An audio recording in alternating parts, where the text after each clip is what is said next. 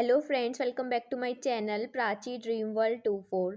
तो फ्रेंड्स, अपने last video में हम कवर कर रहे थे इंसेक्ट सिस्टमैटिक्स को, और उसी में जो आज हम कवर करने वाले हैं, the topic of discussion for today is order Coleoptera. ठीक है, so without any further delay let start the video. तो सबसे पहले हम ऑर्डर कोलियोप्टेरा में समझते हैं कि इसमें कौन से इंसेक्ट को इंक्लूड किया जाता है, इसमें एग्जाम्पल कौन कौन से आ जाते हैं। ठीक है, तो इसमें आ जाते हैं हमारे बीटल्स और वीवल्स। ठीक है, ये जो इंसेक्ट है इनको हम कंसिडर करते हैं अंडर द ऑर्डर कोलियोप्टेरा। ठीक है, इसका जो सबसे इम्पोर्टेंट पॉइंट ये है कि ये जो हमारा ऑर्डर कोलियोप्टेरा है, ये इंसेक्ट ऑर्डर का सबसे ज़्यादा लार्जेस्ट ऑर्डर है हमारा इंसेक्ट कोलियोप्टेरा। और इसी ऑर्डर में जो इंसेक्ट की सबसे लार्जेस्ट फैमिली आ जाती है, डेट इज कर्क्यूलिनिडी। ठीक है, तो ये सबसे लार्जेस्ट फैमिली होती है इंसेक्ट की, और सबसे लार्जेस्ट ऑर्डर जो होता है वो होता है हमारा ऑर्डर कोलियोप्टेरा। ये पॉइंट्स हमारे इंपॉर्टेंट थे। ठीक है, अब हम समझते हैं ऑर्डर कोलियोप्टेरा का मीन क्या होता है। ठीक है, इसका मतलब क्या होता है। तो जो हमारा ऑर्डर कोलियोप्टेरा है, इसको हमने दो वर्ड से लिया है। देखो, टेरोन का मतलब तो अब तक हम अच्छे से समझ गए हैं, मीन्स विंग्स। ठीक है, ऐसे इंसेक्ट जिनमें विंग्स होंगे। ठीक है, और ये हमारा एक एंडोटेरिगोट का ऑफकोर्स ऑर्डर है, तो इनके अंदर विंग्स तो ऑफकोर्स प्रेजेंट होंगे ही। अब हम समझते हैं कॉलियोस का मतलब क्या होता है। कॉलियोस का मतलब होता है शीथ। इनका नाम अब कोलियोप्टेरा इसलिए रखा गया है बिकॉज इनके जो फोर विंग्स होते हैं वो काफ़ी ज़्यादा हार्ड होते हैं, वो एकदम शीथ की तरह हार्ड होते हैं। इसीलिए इन ऑर्डर का जो नाम रख दिया है, डेट इज कोलियोप्टेरा। ठीक है, अभी हम इनके विंग्स के बारे में और अच्छे से समझेंगे फर्दर जब हम अपनी वीडियो में आगे बढ़ेंगे। ठीक है, अब बात करते हैं हम इनकी हैबिटेट के बारे में। तो इनकी जो हैबिटेट होती है वो क्या होती है, कॉस्मोपॉलिटन। ये ऑलमोस्ट एवरी हैबिटेट में हमें देखने के लिए मिल जाते हैं। ये टेरेस्ट्रियल भी होते हैं, एक्वाटिक भी होते हैं, केव्स वगैरह, फंजाई वगैरह के ऊपर हर एक जो भी हैबिटेट होती है, हर एक लोकेशन पे ये हमें देखने के लिए मिल जाते हैं। बात करते हैं हम इनकी कलरेशन की, कि इनमें किस टाइप के कलर प्रेजेंट होते हैं। तो इनमें वैरायटी ऑफ कलर्स हमें देखने के लिए मिलते हैं। ठीक है, ये bright metallic to dull brown और ब्लैक कलर के भी हमें देखने के लिए मिल सकते हैं। इनकी जो इंटेगुमेंट्स होती है वो काफ़ी ज़्यादा काइटिनाइज्ड होती है, मतलब स्क्लेरोटाइज होती है। ठीक है, और हम इनके इम्पोर्टेंट पॉइंट जो इनका फोर विंग्स है इसको देखने वाले हैं। ठीक है, तो अगर हम इनके फोर विंग्स की बात करते हैं, तो इनकी फोर विंग्स जैसे मैंने अभी बताया, इनका ऑर्डर का नेम ही इनके विंग्स की वजह से पड़ा है, क्योंकि इनके जो फोर विंग्स होते हैं वो काफ़ी ज़्यादा हार्ड होते हैं। ठीक है, तो fore wings are harder and modified as protective structures called elytra. तो इनके जो फोर विंग्स होते हैं इनको हम क्या बोलते हैं, इनको हम बोल देते हैं इलाइट्रा, बिकॉज ये काफ़ी ज़्यादा हार्ड हो जाते हैं और प्रोटेक्टिव होते हैं। बेसिकली ये हाइंड विंग्स को प्रोटेक्ट करते हैं। इनके जो हाइंड विंग्स होते हैं वो मेम्ब्रेनस होते हैं। ठीक है, तो उनको ये यूज़ करेंगे फ्लाई में, और जो फोर विंग्स होंगे वो उनको प्रोटेक्ट करेंगे। ठीक है, और फोर विंग्स को कहेंगे हम इलाइट्रा। अब बात करते हैं हम वीविल्स की। अभी ये जो इलाइट्रा हम बात कर रहे थे, ये बात कर रहे थे हम किसकी, बीटल्स के बारे में। इसमें वीविल्स भी आते हैं इस ऑर्डर में। तो in weevils and some other carabids hind wings are absent. तो जो हमारे वीविल्स होते हैं उनके अंदर हाइंड विंग्स क्या होते हैं, एब्सेंट होते हैं। और इनके जो इलाइट्रा होते हैं वीविल्स के, इलाइट्रा आर इमूवेबली यूनाइटेड, मतलब वो ज़्यादा मूव नहीं कर सकते, वो यूनाइट हो जाते हैं एक दूसरे के साथ। ठीक है, सो फ्रेंड्स, अब हम बात करते हैं इनके हेड के बारे में। इनका जो हेड होता है वो कैसा होता है, हैविली स्क्लेरोटाइज होता है। ठीक है, इनके अपेंडेजेस प्रेजेंट होते हैं सेवरल वेरिएशन में, मतलब उनका जो साइज और शेप होता है उसमें काफ़ी ज़्यादा वेरिएशन हमें देखने के लिए मिलती है। मतलब उनके जो अपेंडेजेस होंगे वो डिपेंड करेंगे कि हम कौन सी मतलब इस ऑर्डर में जो भी हम फैमिली पढ़ेंगे उनमें हमें डिफरेंट डिफरेंट फैमिली में डिफरेंट डिफरेंट वेरिएशन देखने के लिए मिलेगी। तो जब हम अब फैमिली पढ़ेंगे तब हम उनको अच्छे से कवर कर लेंगे। ठीक है, अभी हम एक जनरल ओवरव्यू लेके चल रहे हैं ऑर्डर कोलियोप्टेरा के बारे में। अब बात करते हैं हम इन वीविल्स की। ठीक है, तो in weevils the frons and vertex are extended in the front to form the rostrum. ठीक है, तो जो हमारे वीविल्स होते हैं उनके अंदर क्या होता है, इनके जो फ्रॉन्स और वर्टेक्स जो होते हैं वो आगे की तरह एक्सटेंड कर जाते हैं, मतलब ये जो हेड के एरियाज होते हैं ये आगे की तरह एक्सटेंड कर जाते हैं और रोस्ट्रम का फॉर्मेशन कर देते हैं। ठीक है, और इसी रोस्ट्रम पे इनके माउथ पार्ट और एंटीने भी प्रेजेंट होते हैं। ठीक है, तो वही लिखा है हमने, which bears mouth part and antennae. ठीक है, and not possess gula floor of head capsule and epimeron suture. तो इसका क्या मीन्स हुआ? तो अभी जैसे हमने देखा कि जो वीविल्स हैं, एक तो इनमें रोस्ट्रम का फॉर्मेशन हो रहा है और उसी रोस्ट्रम पे इसके माउथ पार्ट और एंटीना प्रेजेंट है, और उसके साथ साथ इनमें ग्यूला भी एब्सेंट होता है। ग्यूला क्या होता है? ग्यूला जो होता है वो हेड कैप्सूल का फ्लोर होता है, ठीक है, उसी को हम बोलते हैं ग्यूला। तो इनके अंदर ग्यूला और इसके साथ साथ इनमें एपिमेरॉन जो सूचर होता है वो भी वीविल्स के अंदर एब्सेंट होता है। बाकी अगर हम इनके हेड की बात करें तो कॉलियोप्टेरा ऑर्डर में जो भी इंसेक्ट आते हैं, इनका जो हेड है वो प्रोगनेथिस और हाइपोगनेथिस इस टाइप का हेड हमें देखने के लिए मिल सकता है। सो फ्रेंड, आई होप आपको यहाँ तक के जितने भी पॉइंट थे वो अच्छे से क्लियर हो गए होंगे। अगर हम इस वाले पेज में हाईलाइट करके पॉइंट्स देखें तो जो हमें हाईलाइट करके लर्न रखने हैं कि ये हमारा लार्जेस्ट ऑर्डर है, इसकी जो लार्जेस्ट फैमिली होती है वो कर्क्यूलिडी होती है, इनके 4 विंग्स हार्ड और प्रोटेक्टिव होते हैं, उनको हम इलाइट्रा कहते हैं। अगर हम वीविल्स के अंदर देखें तो हेड जो है वो रोस्ट्रम में रोस्ट्रम फॉर्म कर लेता है, रोस्ट्रम के पास एंटीने और माउथ पार्ट्स होते हैं, ठीक है। इस पेज के इंपॉर्टेंट पॉइंट्स ये थे। अब चलते हैं हम अपने आगे और पॉइंट्स की तरफ। So friend, as I told you कि जो वीविल्स होते हैं उनके अंदर रोस्ट्रम का फॉर्मेशन होता है। सो आप दिस वन इमेज में देखो, इसमें आपको दिख रहा होगा इनका जो वर्टेक्स और फ्रोन्स हैं उन्होंने इस तरीके से एक इलोंगेटेड स्ट्रक्चर का फॉर्मेशन कर दिया जिसको हम बोल रहे हैं रोस्ट्रम, और इसी रोस्ट्रम पे हमें इस तरीके से एंटीने इसमें शो हो रहे हैं, ठीक है। तो ये क्या है? ये हमारी वीविल की इमेज है, ठीक है। और इसमें हमें अब जो भी रोस्ट्रम और एंटीने थे वो शो हो रहे हैं, और इसके साथ साथ इनके माउथ पार्ट्स भी इसी रोस्ट्रम पे प्रेजेंट होते हैं। बाकी ये दो जो इमेजेस हैं ये हमारे बीटल्स की हैं।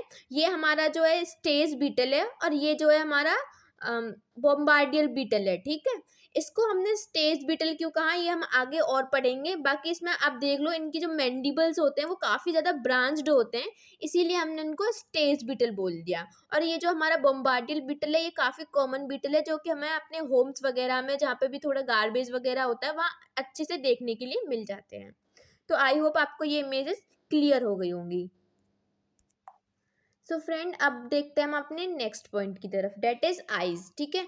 अगर हम कोलियोप्टेरन इंसेक्ट्स की बात करें तो इनके अंदर हमें वेल डेवलप्ड आइज देखने के लिए मिल जाती हैं एक्सेप्ट इन कैवर्निकोलस एंड सबटेरियन फॉर्म्स, ठीक है। तो कैवर्निकोलस क्या होते हैं? ऐसे इंसेक्ट जो केव्स वगैरह जो डार्क एरियाज होते हैं वहाँ पे रहते हैं, और सबटेरन मतलब वही मराइन वगैरह एरियाज में जो रहते हैं। तो इनके अंदर वेल डेवलप्ड आइज नहीं होती हैं, बाकी सब में जो आइज होती हैं वो काफ़ी वेल डेवलप्ड होती हैं। इसके साथ साथ इनकी जो आइज हैं वो उनमें भी हमें वेरिएशन मॉडिफिकेशन देखने के लिए मिल सकती है, डिपेंडिंग कि वो कहाँ पे रह रहे हैं। मतलब अगर कोई वाटर में इंसेक्ट रह रहा है तो उसकी आइज में हमें अलग मॉडिफिकेशन देखने के लिए मिलेंगे। अगर कोई अंडर वाटर विजन कर रहा है या फिर एरियल है या फिर कहीं ग्राउंड में नीचे रह रहा है, ठीक है, तो उसके हैबिटेट के अकॉर्डिंग इनके आइज में वेरिएशन देखने के लिए मिल सकती है। बाकी ओसिलाई इनमें यूजुअली एब्सेंट होती हैं। एक हमारी फैमिली है डर्मेस्टिडी, इनमें क्या होता है? Only a median ocellus is present, ठीक है। तो डर्मेस्टिडी में सिर्फ एक सिंगल ऑसिलस प्रेजेंट होती है, बाकी यूजुअली ऑसिलाई क्या होंगी? एब्सेंट रहेंगी। अब इनकी जो आइज हैं इनको फर्दर हम डिवाइड कर सकते हैं थ्री टाइप्स में, ठीक है। इनके अंदर हमें एकॉन, यूकॉन और स्यूडोकॉन टाइप की आइज देखने के लिए मिल सकती हैं। तो सबसे पहले हम समझते हैं कि इन वर्ड्स का मीन क्या है, एकॉन का क्या मीन है, यूकॉन का क्या मीन है। तो देखो, जब जो ओमेटेडिया होती है इसके अंदर जब क्रिस्टलाइन कोन जो होता है ये एब्सेंट होता है तो उसको हम बोलते हैं कि ये आइज हैं एकॉन टाइप की। जैसे नाम से भी सजेशन मिल रहा है, ए मीन्स एब्सेंट, कोन मीन्स क्रिस्टलाइन कोन, ठीक है। तो ओमेटेडिया के अंदर क्रिस्टलाइन कोन क्या है? एब्सेंट है। वहीं यूकोन की बात करें तो इसमें क्या होगा? जो क्रिस्टलाइन कोन होगा वो प्रेजेंट होगा इन ओमेटेडिया, ठीक है। और स्यूडोकोन, स्यूडोकोन नाम से समझ में आ रहा है झूठा, ठीक है। तो instead of crystalline cone only invagination is present, ठीक है। आपको ये वाला पॉइंट एक डायग्राम के थ्रू ज़्यादा अच्छे से क्लियर होगा। सो सी दिस डायग्राम, ये हमने एक डायग्राम लिया है या फिर डायग्राम लिया है स्ट्रक्चर ऑफ ओमेटेडिया का। अगर आपको इस डायग्राम में इन डेप्थ नहीं जाना है, बस हम जो अपना पॉइंट समझने वाले हैं उस पर फोकस करते हैं। तो ये हमारा एक ओमेटेडिया का डायग्राम है। इंसेक्ट की जो आइज की फंक्शनल यूनिट होती है ओमेटेडिया, ठीक है।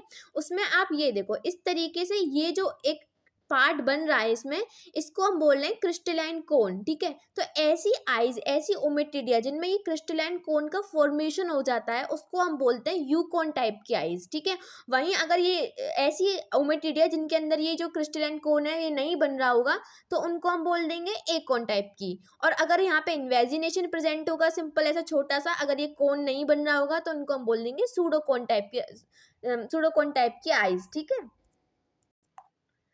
अब हम बात करते हैं इनके एंटीने के बारे में, ठीक है। तो इनके जो एंटीने होते हैं, इनमें हमें ग्रेट वैरायटी देखने के लिए मिल सकती है। इनमें डिफरेंट टाइप्स के एंटीने देखने के लिए मिल सकते हैं, और टाइप्स ऑफ एंटीने तो हम ऑलरेडी कवर कर चुके हैं जब हम मॉर्फोलॉजी पढ़ते हैं, ठीक है। तो इनमें कौन कौन से टाइप के एंटीने देखने के लिए मिल सकते हैं, इनमें सिरेट, क्लेवेट, लैमिलेट, मोनोलिफॉर्म, फिलीफॉर्म और जेनिकुलेट, इस टाइप के एंटीने देखने के लिए मिल सकते हैं। इसके साथ साथ इनका जो एंटीना होता है, इनमें नंबर ऑफ सेगमेंट भी वेरी कर सकता है। यूजुअली अगर हम इनकी बात करें कि इनमें कितने नंबर ऑफ सेगमेंट प्रेजेंट होते हैं एंटीने में, तो वो 11 होते हैं। बट इसके साथ साथ इनमें number of number of segments में भी हमें वेरिएशन देखने के लिए मिल सकती है। तो एग्जैक्ट नंबर तो हम नहीं बता सकते, ठीक है। So friends, now we are talking about the mouth parts. तो अगर हम इनके माउथ पार्ट्स की बात करें, तो इनमें बाइटिंग एंड चूइंग टाइप के माउथ पार्ट्स हमें देखने के लिए मिल सकते हैं। इनके माउथ पार्ट्स में हम फर्दर इनके माउथ पार्ट्स के जो स्ट्रक्चर्स होते हैं उनकी बात करें, तो सबसे पहले हम देख रहे हैं लेब्रम के बारे में, ठीक है। लेब्रम, जिसको हम अपर लिप के नाम से भी जानते हैं। तो इनके अंदर जो लेब्रम होता है वो काफ़ी वेल डेवलप्ड होता है, ठीक है, but may be hidden behind और fused with clypeus like in weevils. तो वीविल्स के अंदर क्या होता है कि ये जो लेब्रम है ये फ्यूज कर जाता है क्लाइपियस के साथ, ठीक है। बाकी जो बीटल्स होंगे उनके अंदर जो लेब्रम होगा वो काफ़ी वेल डेवलप्ड होगा। बात करते हैं हम इनके मैंडिबल्स के बारे में। तो इनके जो मैंडिबल्स होते हैं इनमें काफ़ी मैक्सिमम डेवलपमेंट देखने के लिए मिलती है, ठीक है, मेल्स के अंदर, ठीक है। मेल्स के जो मैंडिबल्स होते हैं वो फीमेल के कंपैरिजन में थोड़े ज़्यादा अच्छे से ग्रो कर जाते हैं, अच्छे से डेवलप कर जाते हैं। जैसे कि अभी मैंने आपको इमेज में शो भी किया था स्टेज बीटल, ठीक है। तो उसमें तो जो स्टेज बीटल का जो मेल होता है उसमें तो इनकी मैक्सिमम ग्रोथ देखने के लिए मिलती है मैंडिबल्स की। और may be longer than the length of body in some beetle. और कुछ बीटल ऐसे भी होते हैं जिनकी बॉडी से लॉन्गर होते हैं इनके मैंडिबल्स, ठीक है। The weevils only ancestor structures with the immovable lobe और प्रोथिका। तो जो हमारे वीविल्स होते हैं, क्या होता है इनके अंदर हमें थोड़े एंसिस्टर स्ट्रक्चर्स देखने के लिए मिलते हैं, थोड़े प्रिमिटिव होते हैं। अगर हम मैंडिबल्स की बात कर रहे हैं, तो मैंडिबल्स का जो मैक्सिमम ग्रोथ है वो हमें बीटल्स के अंदर देखने के लिए मिलेगी, ठीक है। In carabids the mandibles are acute with sharp cutting edges, ठीक है। तो जो भी कैरेबिट्स होंगे उनके अंदर जो मैंडिबल्स होंगे वो काफ़ी शार्प होंगे फॉर कटिंग के लिए, ठीक है। और bluntly tooth edge in most phytophagous form. और जो भी फाइटोफेगस फॉर्म होंगी, जो प्लांट्स फीडर्स होते हैं, उनके अंदर इनके जो टूथ होते हैं, दांत होते हैं, वो थोड़े ब्लंट होते हैं, ठीक है। अब बात करते हैं हम इनके मैग्जिली के बारे में। इनके जो मैग्जिली होते हैं वेरी वेल डेवलप्ड होते हैं। और मैग्जिलरी पैल्प जो होते हैं, मैग्जिलरी पैल्प तो हम जानते हैं जो कि सेंसरी स्ट्रक्चर्स होते हैं, एक तरीके से जो मैग्जिला से बाहर निकले हुए स्ट्रक्चर्स होते हैं। ये जो होते हैं वो कैसे होते हैं, 4 सेगमेंटेड होते हैं इनके मैग्जिलरी पैल्प। इनका जो लेबियम भी होता है, लेबियम पैल्प जो होंगे वो 3 सेगमेंटेड होंगे, ठीक है। तो ये पॉइंट्स आपको लर्न रखने हैं कि मैग्जिलरी पैल्प तो 4 सेगमेंटेड होंगे, लेकिन लेबियल पैल्प कितने होंगे, 3 सेगमेंटेड होंगे। Made of a large mentum the submentum, ठीक है। तो ये जो हमारे लेबियम होता है इनका, वो मेंटम और सबमेंटम का मिलके बना हुआ होता है।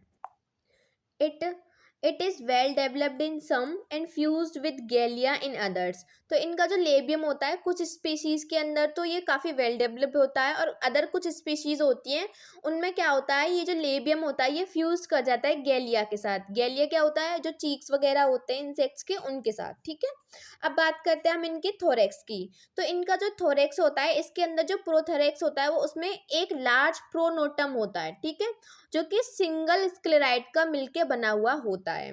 सो वही हमने लिखा है, the freely movable prothorax has a large pronotum made of a single sclerite. बाकी इनके अंदर जो मीजो और मेटानोटम होते हैं वो क्या होते हैं, वो फ्यूज कर जाते हैं, ठीक है। The reduced meso and metanotum are fused and their terga are clearly divisible into pre-scutellum, scutellum and post-scutellum। तो मतलब इनका जो जो रिड्यूस म्यूजो और मेटानोटम होगा उनको हम 3 पार्ट्स में डिवाइड कर देते हैं। जब हम इनका मॉर्फोलॉजी पढ़ते हैं, ये हमने पढ़ा भी है कि इनको जो भी मतलब इनका जो स्ट्रक्चर है उनको हम 3 पार्ट्स में डिवाइड कर देते हैं with the help of 2 sutures. और वो जो 3 पार्ट्स बन जाते हैं उनको हम बोलते हैं प्री स्क्यूटिलम, स्क्यूटिलम एंड पोस्ट स्क्यूटिलम। ठीक है, बाकी इनके लेग्स में देखें तो लेग्स में भी इनकी वेरिएशन होती हैं according to their adaptation. Saltatory भी हो सकते हैं, फोसोरियल भी हो सकते हैं, नेटेटोरियल वगैरह भी हो सकते हैं। लेकिन अगर हम मोस्ट ऑफ स्पीशीज की बात करें तो उनके अंदर ये मॉडिफाई हो जाते हैं वॉकिंग के लिए और रनिंग के लिए। ठीक है, tarsi are 5 segmented in most beetles. अगर इनके हम लेग का जो लास्ट स्ट्रक्चर होता है, जैसे हम पढ़ते हैं कॉक्सा, ट्रोकेंडर, फीमर, टार्सी। ठीक है, तो जो टार्सी होगा इनका वो क्या होगा, 5 सेगमेंटेड होगा मोस्ट ऑफ बीटल्स के अंदर। ठीक है, बाकी वीवेल्स में थोड़ी बहुत वेरिएशन हमें देखने के लिए टार्सी में मिलती है। उनमें क्या होता है कि ये जो 5 सेगमेंट है ये रिड्यूस भी कर जाते हैं और कभी कभी थोड़े इंक्रीज भी कर जाते हैं, बट बीटल्स के अंदर जो टार्सी का नंबर है वो यूजुअली हमें 5 सेगमेंट तक देखने के लिए मिलता है। बात करते हैं हम इनके विंग्स की, तो देखो विंग्स के बारे में तो हमने ऑलरेडी डील कर लिया है कि इनके 4 विंग जो होंगे वो हार्ड और प्रोटेक्टिव कवरिंग की तरह काम करेंगे, उनको हम एलाइट्रा बोल देंगे। और जो हाइंड विंग होंगे वो मेम्ब्रेनस होंगे और वो फ्लाइम में यूज होंगे। तो बीटल्स में हमने ये देखा था। बाकी वीविल्स में हमने देखा था कि हाइंड विंग जो होते हैं वो एब्सेंट होते हैं और बाकी जो इनके 4 विंग होते हैं वो फ्यूज कर जाते हैं और यूनाइटेड हो जाते हैं। ठीक है, ये हमने विंग्स की मतलब ये जो पॉइंट्स थे ये हमने स्टार्टिंग में कवर कर लिए थे। अब हम और फर्दर टाइप देखने वाले हैं विंग्स के, और ये जो हम टाइप देख रहे हैं ये हम टाइप देख रहे हैं based on their veins and cross veins. तो फ्रेंड्स जब हम मॉर्फोलॉजी में इनका विंग्स का स्ट्रक्चर पढ़ते हैं तब हम इनमें काफ़ी सारे विनेशन पढ़ते हैं। ठीक है, कि काफ़ी सारी वीन्स होती हैं जैसे कि कॉक्सा, रेडियस, मीडियन, है ना। तो ये सारी विंग्स तो आई होप आपने ऑलरेडी कवर कर ली होंगी। तो उन्हीं के बेसिस पे जो हम फर्दर इनके विंग्स के 3 टाइप्स पढ़ते हैं। ठीक है, तो अब हम उनको समझते हैं। सो फ्रेंड्स सबसे पहला जो हमारा टाइप है डेट इज एडिफेजिड टाइप। ठीक है, दिस वन। तो एडिफेजिड में क्या होता है, जितनी भी हमारी वेन्स और जो भी हमारी क्रॉस वेन्स होती हैं वो अच्छे से डेवलप्ड होती हैं। इसका क्या मतलब हुआ, देखो हम इस तरीके से, I will try to draw a diagram. इस तरीके से हम एक विंग का डायग्राम बनाते हैं, तो उस विंग के डायग्राम में कुछ वेन्स को हम इस तरीके से बनाते हैं। ठीक है, तो ये क्या हो जाती हैं, ये हमारी वेन्स हो जाती हैं और इन्हीं वेन्स को जब हम इस तरीके से जोड़ते हैं नीचे से, ये हो जाती है हमारी क्रॉस वेन्स। तो जो अभी हमारा एडिफेजिड टाइप के विंग्स होंगे इनमें ये वाली नॉर्मल वेन्स भी प्रेजेंट होती हैं और 2 वेन्स को जोड़ने वाली जो क्रॉस वेन्स होती हैं ये भी अच्छे से डेवलप्ड होती हैं। बाकी अगर हम बात करें स्टेफेलिड टाइप के बारे में, तो इनमें क्या होगा, इसमें सिर्फ सीधी सीधी जो वेन्स होती हैं ये प्रेजेंट होती हैं, बाकी इनमें जो क्रॉस वेन्स होती हैं ये क्या होती हैं, एब्सेंट होती हैं। और अगर हम कैंथेरिड टाइप के विंग्स के बारे में बात करें तो एज आई टोल्ड यू कि ये जो हमने विंग्स पढ़ी थी इसमें काफ़ी सारी विंग्स के बारे में पढ़ा था। तो इनमें जो मीडियन और जो क्यूबिटस विंग्स होती है वो आपस में फ्यूज कर जाती हैं और एक लूप लाइक स्ट्रक्चर का फॉर्मेशन कर देती हैं। सो फ्रेंड्स इस वाले पेज में जो भी हमने पढ़ा like their mouth parts, their thorax, their legs, their wings, इसमें सिर्फ हमने एक जनरलाइज ओवरव्यू लिया है। बाकी अगर हम पर्टिकुलर जब एक फैमिली को पढ़ेंगे तो उसमें हम पॉइंट्स को लर्न करेंगे कि किस फैमिली में किस टाइप के इनके विंग्स हैं, किस टाइप के लेग्स हैं। ठीक है, आई होप आपको ये वाले पॉइंट्स एक जनरलाइज व्यू आपको अच्छे से क्लियर हो गया होगा। तो अब चलते हम अपने आगे और पॉइंट्स की तरफ। सो फ्रेंड्स अब हम देखने वाले हैं एब्डोमेन के बारे में। ठीक है, तो एब्डोमेन, इनकी जो एब्डोमेन होती है वो अबाउट 8 सेगमेंटेड होती है। ठीक है, तो इनके क्या होते हैं, जो भी प्रोक्सिमल सेगमेंट्स होते हैं, जैसे मतलब कि थोरेक्स के जो पास में जो सेगमेंट होते हैं एब्डोमेन के फर्स्ट सेकंड थर्ड ऐसे जो सेगमेंट्स होते हैं, कुछ ऐसे सेगमेंट्स होते हैं जो कि क्लियरली विजिबल नहीं होते हैं। अब according to the nature of sternites 4 type of abdomen are recognised. ठीक है, अब स्टर्नाइट्स क्या होते हैं, स्टर्नाइट आपको आई होप क्लियर होगा कि जैसे हम बात करते हैं कि इंसेक्ट की बॉडी स्क्लेराइट प्लेट्स की बनी हुई होती है, तो डोर्सल साइड पे जो प्लेट होती है इसको हम बोलते हैं नोटम। ठीक है, लेटरल जो होती है इनको हम बोलते हैं प्लूराइट। ठीक है, इनको बोलते हैं हम स्टर्नाइट वेंट्रल साइड वाली पे।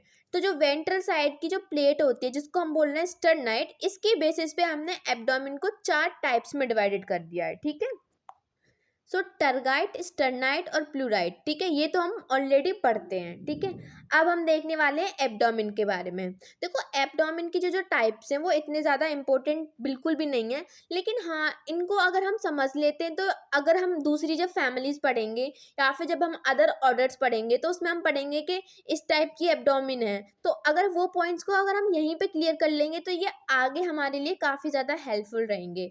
इसीलिए जो एब्डोमेन के टाइप्स हैं हम इसी ऑर्डर में अच्छे से कवर कर लेते हैं, सो डैट ये आगे के लिए हमारे लिए बेनिफिशियल हो। तो हम अब इन एब्डोमेन के जो भी टाइप्स हैं उनको अच्छे से समझने की कोशिश करेंगे। ऑल्दो आप इनको मे बी फर्स्ट टाइम पढ़ो तो आपको एक बार में समझ में ना आए, बट आप ट्राई करना को आपको एक बार में ये चीज़ें क्लियर हो जाए। तो हम इजी मतलब बहुत ही सिंपल तरीके से इनको समझने की कोशिश करते हैं, ठीक है। तो सबसे पहले हम समझेंगे एडीफेजिक टाइप की एब्डोमेन, ठीक है। इसमें क्या होगा, characterise by the first abdominal sternite being completely divided by the hind coccyx of metathorax and extend backward, cutting through first visible abdominal sternite, ठीक है। As a result only 2 to 7 segments are typically visible as complete undivided plates। So friends हम इस points का देखो अच्छे से समझते हैं। इसका मतलब क्या हुआ कि जो हमारे एब्डोमेन का फर्स्ट सेगमेंट होगा उसको उसको फर्दर काफ़ी पार्ट्स में डिवाइड कर दिया जाता है। और इसका डिवीज़न कैसे किया जाता है, जो हमारा हाइंड कॉक्सी होता है, हाइंड कॉक्सी का मतलब क्या हुआ कि जो हाइंड लेग का कॉक्सा होगा वो क्या कर जाएगा, वो बैकवर्ड की तरफ एक्सटेंड कर जाएगा। और अगर हमारा हाइंड लेग के बाद तो एब्डोमेन ही शुरू होगी, जाहिर सी बात है। तो एब्डोमेन का जो फर्स्ट सेगमेंट है उसको ये क्या कर देगा, डिवाइड कर देगा, जिसकी वजह से जो एब्डोमेन का फर्स्ट सेगमेंट है उसको काफ़ी ज़्यादा टुकड़ों में डिवाइड कर दिया जाता है। एज अ रिजल्ट जो हमारे 2 to 7 मतलब एब्डोमेन के जो 2 से लेके 7 सेगमेंट्स होंगे सिर्फ वही हमें अनडिवाइडेड और कंप्लीट प्लेट्स की फॉर्म में विजिबल होंगे। आई होप आपको ये अब अच्छे से क्लियर हो गया होगा, ठीक है। अब हम समझते हैं हैप्लोगैस्ट्रस टाइप की एब्डोमेन के बारे में। ये जो स्ट्रक्चर होता है हैप्लोगैस्ट्रस एब्डोमेन, ये काफ़ी सिंपल स्ट्रक्चर होता है कंपेयर टू द अदर्स, ठीक है। इसमें क्या होगा, second abdominal segment exhibit a pleurite and a small lateral plate representing the sternite. तो देखो अभी हमने बात की थी कि स्टर्नाइट क्या होता है कि जो वेंट्रल साइड की जो प्लेट होती है उसको हम स्टर्नाइट बोल रहे थे, ठीक है। इसमें क्या होगा, हैप्लो, हैप्लो नाम से समझ में आ रहा है हाफ, तो इसमें क्या होगा कि जो हमारी प्लूराइड होगी, एक प्लूराइड तो प्लूराइड को ही रिप्रेजेंट कर रही है, लेकिन जो सेकंड एब्डोमेन की दूसरी प्लूराइड होगी वो क्या कर रही है, स्टर्नाइट को रिप्रेजेंट कर रही है, ठीक है। तो इस टाइप की जो एब्डोमेन होती है उसको हम बोलते हैं हैप्लोगैस्ट्रस एब्डोमेन। अब हम बात करते हैं सिम्फी गैस्ट्रस। देखो सिम्फी, सिम्फी वर्ड आपने जरूर सुना होगा, सिम्फी मतलब फ्यूज, कुछ फ्यूजन से रिलेटेड है, ठीक है। तो specialisation fusion of abdominal segment, इसमें क्या होगा कि कुछ हमारे स्पेशल मतलब कुछ सेगमेंट्स ऐसे होंगे एब्डोमिन के वो एक दूसरे के साथ फ्यूज कर जाएंगे, ठीक है। तो फर्स्ट 3 और more ventral abdominal segments, abdominal ventral abdominal segments को तो हम स्टर्नाइट ही बोलते हैं, ठीक है। तो स्टार्टिंग के जो 3 या फिर उससे ज़्यादा एब्डोमेन के जो सेगमेंट्स हैं वो आपस में फ्यूज कर जाते हैं, तो उस टाइप के एब्डोमेन को हम बोलते हैं सिम्फी गैस्ट्रस एब्डोमेन, ठीक है। इसमें क्या होगा, this configuration provide strength and reduce flexibility in the base of the abdomen. तो इसकी फ्यूजन की वजह से, एब्डोमेन के फ्यूजन की वजह से जो स्ट्रक्चर होगा एब्डोमेन का, इसको ज़्यादा स्ट्रेंथ मिलेगी और इसकी जो फ्लेक्सिबिलिटी होगी वो क्या हो जाएगी, रिड्यूस हो जाएगी, ठीक है।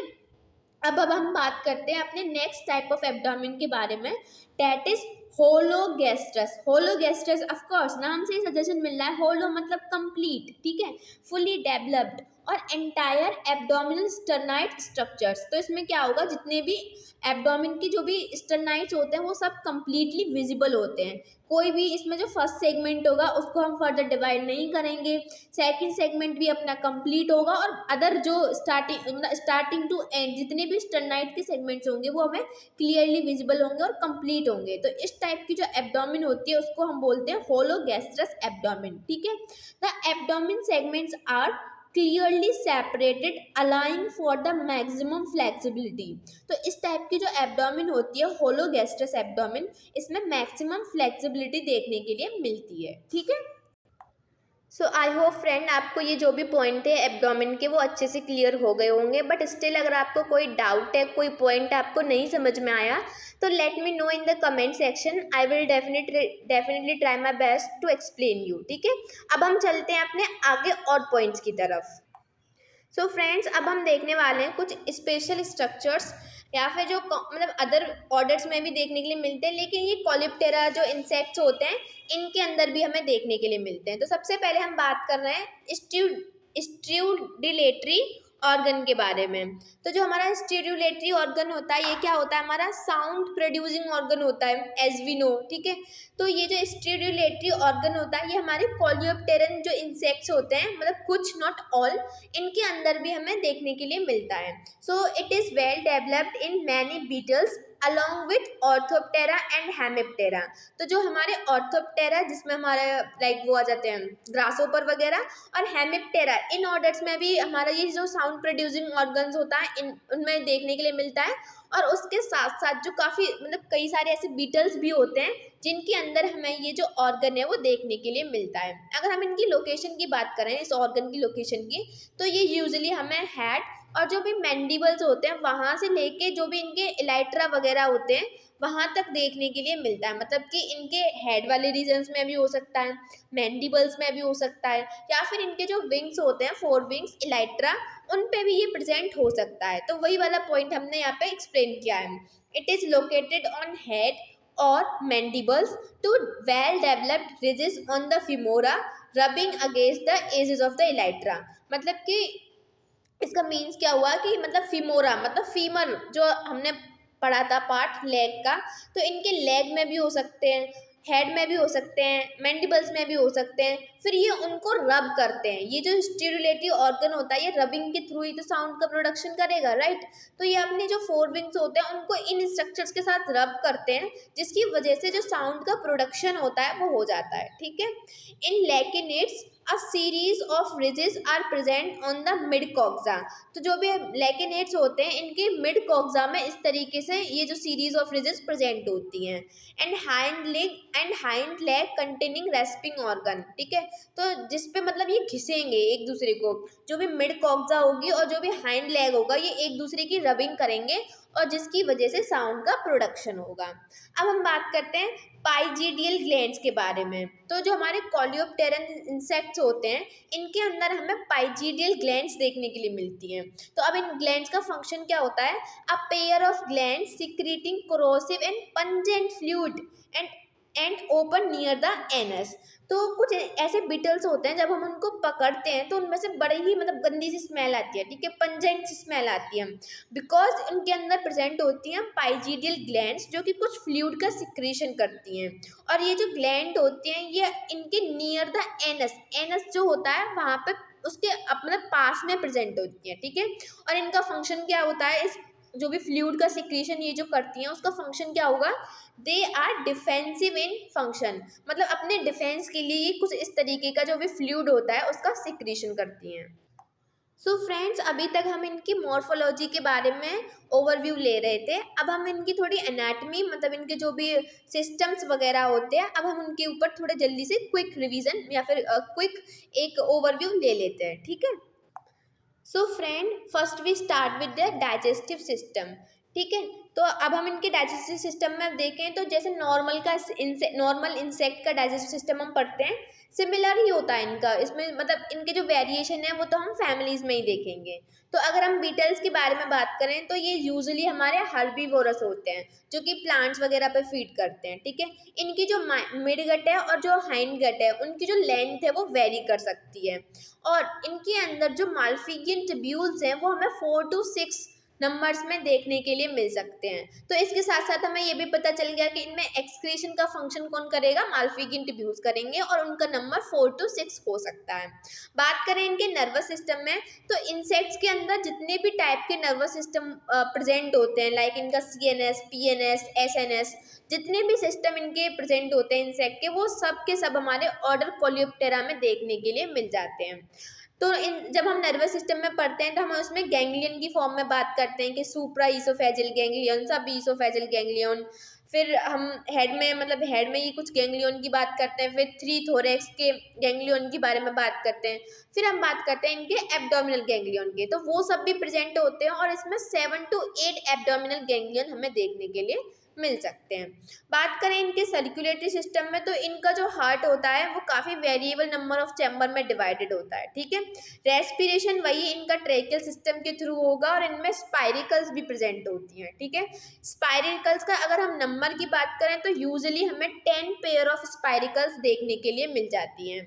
जो हमारी फर्स्ट पेयर की स्पाइरिकल्स हैं वो हमारी मीजो और मेटाथोरेसिक सेगमेंट के बीच में प्रेजेंट होती हैं, और रेस्ट जो भी बची हुई हमारी स्पाइरिकल्स होती हैं वो हमारी कहाँ देखने के लिए मिल जाती हैं, मेटाथोरेसिक और एब्डोमिनल सेगमेंट्स के बीच में। सिंपल सी कैलकुलेशन है, इसमें क्या है, प्रो और मीजो के बीच में एक पेयर होगी, फिर मेटाथोरेसिक वाली सेगमेंट्स में एक होगी, और बची हुई जो भी एब्डोमिनल जो भी स्पाइरिकल्स हैं वो हमारी कहाँ हो जाएंगी, 6 सॉरी हाँ ठीक है, जो भी होंगी वो एब्डोमिनल वाले सेगमेंट्स में देखने के लिए मिल जाएंगी, ठीक है।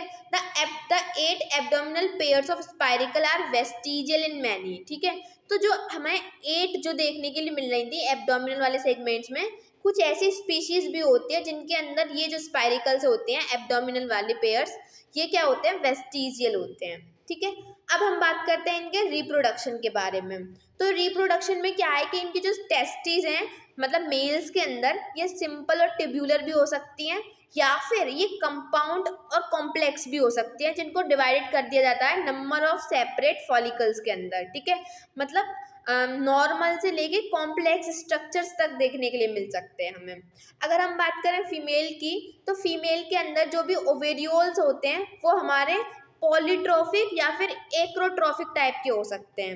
अब पॉलीट्रॉफिक और एक्रोट्रॉफिक का क्या मतलब होता है, देखो पॉलीट्रॉफिक जो ओवेरियोल्स होते हैं इनके अंदर क्या होता है, इनका जो नरिशमेंट होता है, नरिशमेंट प्रोवाइड करने के लिए इनके पास नर्व सेल प्रेजेंट होती हैं, तो ऐसे ओवेरियोल्स को हम बोलते हैं पॉलीट्रॉफिक। अगर हम बात करें एक्रोट्रॉफिक टाइप के बारे में, तो इनके पास जो नर्व सेल्स होती हैं वो एब्सेंट होती हैं, बाकी जो ओवेरियोल्स का डिस्टल वाला पोर्शन होता है वही इनका नरिशमेंट में हेल्प करता है, ठीक है। फीमेल की जब हम बात कर रहे हैं तो इनके अंदर अस्पर्मेथिका इज जनरली प्रेजेंट, मतलब इनके जो स्ट्रक्चर होगा रिप्रोडक्टिव सिस्टम का, मतलब फीमेल्स के अंदर उनमें एक स्पर्मेथिका प्रेजेंट होती है। इसके साथ साथ एक और स्ट्रक्चर जो हमें देखने के लिए मिलता है डेट इज बर्सा कॉप्यूलेट्रिक्स, ठीक है। जो बर्सा कॉप्यूलेट्रिक्स क्या होता है, ये एक डाइवर्टिकुलम होता है on the wall of the vagina, ठीक है। वेजाइना की मतलब वॉल्स पे ही हमें देखने के लिए मिलता है बर्सा कॉप्यूलेट्रिक्स। और इसका फंक्शन क्या होता है, and spermatozoa is first receiving here during copulation. तो जब कॉप्यूलेशन के बाद जब स्पर्म्स जो होंगे जब फीमेल की बॉडी में ट्रांसफर होंगे तो सबसे पहले जब वो स्टोर होंगे वो हमारे कहाँ हो जाएंगे, बर्सा कॉप्यूलेट्रिक्स में, ठीक है। फिर बर्सा कॉप्यूलेट्रिक्स से ये आगे जाके जो भी स्पर्मेथिका होगी वहाँ पे जाके ये मतलब यहाँ पे तो बर्सा कॉप्यूलेट्रिक्स में टेम्पररी स्टोरेज हो रहा है, और जो परमानेंट स्टोरेज होगा फिर वो हो जाएगा हमारी स्पर्मेथिका के बारे में, मतलब स्पर्मेथिका के अंदर, ठीक है। सो फ्रेंड्स, जैसे कि अभी हमने बात की थी बर्सा कॉप्यूलेट्रिक्स के बारे में और स्पर्मेथिका के बारे में, तो उसी को हमने यहाँ पे एक डायग्राम के थ्रू एक्सप्लेन किया है। इसमें क्या है कि अभी हमने बात की थी कि यहाँ से कॉमन ओविडक्ट से स्पर्म्स आएंगे, ठीक है।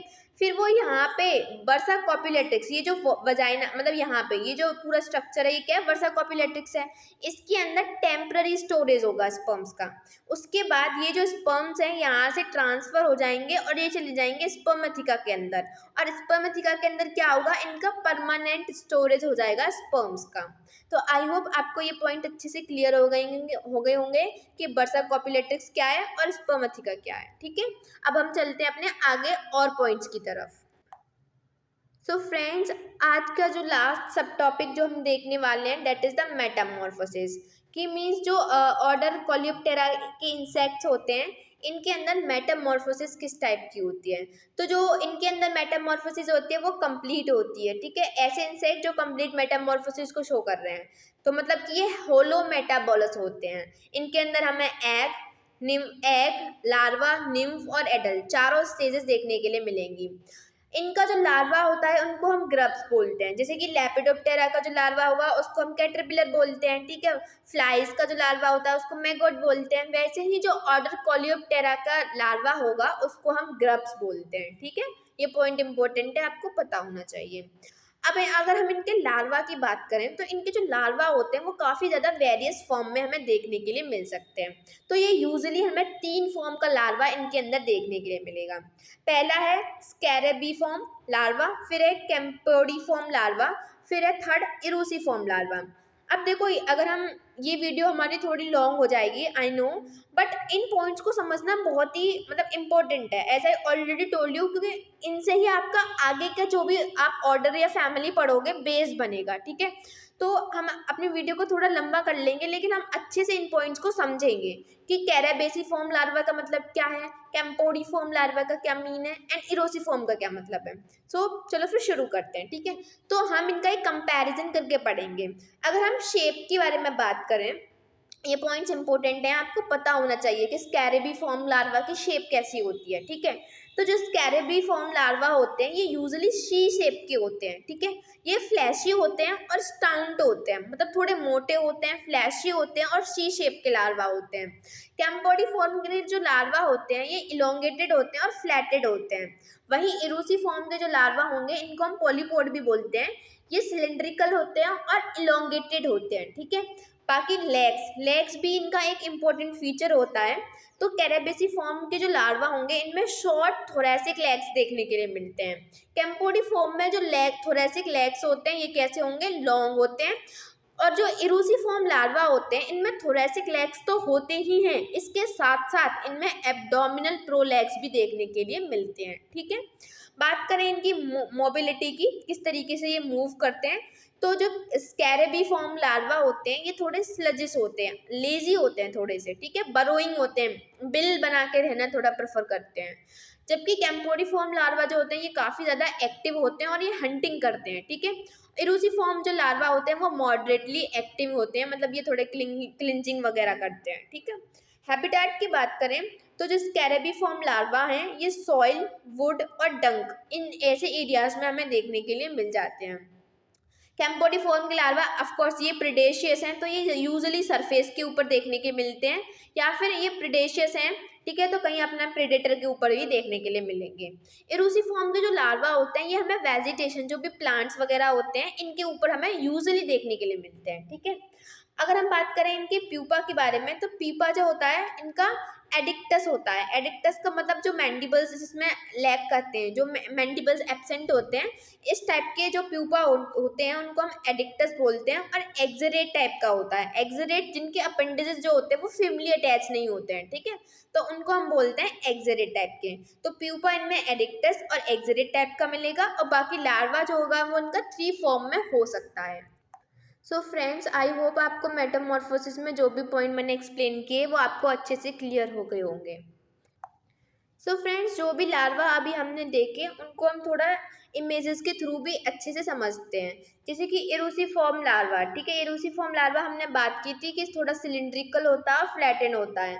आप देख भी सकते हो इस इमेज में, दिस वन इज इरूसिफॉर्म लार्वा जो हमने 3rd नंबर पे पढ़ा था। इसके अलावा देखो वर्मीफॉर्म लार्वा, कुछ और लार्वा भी होते हैं, मतलब जो 3 तो हमने पढ़े कोलेप्टेरा में, इसके अलावा अदर टाइप के लार्वास भी होते हैं। जैसे वर्मीफॉर्म नाम से समझ में आ रहा है वर्म लाइक होगा, जो कि फ्लाइज का लार्वा होता है।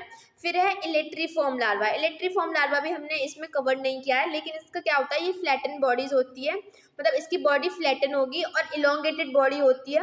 और इसका जो आगे की तरफ इसका जो हेड होता है यहाँ पे एक डार्क कैप्सूल लाइक प्रेजेंट होता है, जो कि हमें क्लिक बीटल्स के अंदर देखने के लिए मिलेगा। बाकी जो अभी हमने लार्वा कवर किया डेट इज कैम्पोडिफॉर्म लार्वा, ठीक है, तो आप इसे देखो इलोंगेटेड है, ये हमारा फ्लैट बॉडीज है, मतलब फ्लैट बॉडी है और इलोंगेटेड है। और स्कैरेबीसी फॉर्म लार्वा जो कि हमने बात की थी सी शेप का लार्वा होता है, थोड़ा मोटा सा होता है, फ्लैशी होता है, ठीक है। तो इस तरीके से ये उसकी इमेज है। तो आई होप आपको ये इमेजेस भी अच्छे से क्लियर। सो फ्रेंड, इन्हीं इमेजेस को क्लियर करने के साथ साथ हमारा आज का जो टॉपिक है वो भी हमारा कवर हो गया है, ठीक है। तो आई होप आपको सारे पॉइंट्स अच्छे से क्लियर हो गए होंगे।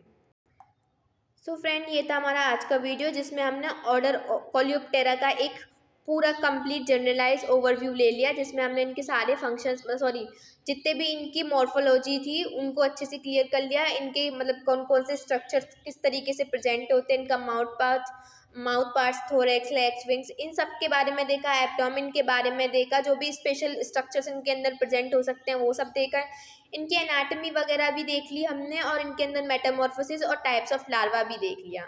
ठीक है, तो this is all about for today video, and thank you for watching this video, and do not forget to subscribe my channel and share this video with all your friends. Thank you friends, bye bye, take care, stay happy and enjoy your Holi.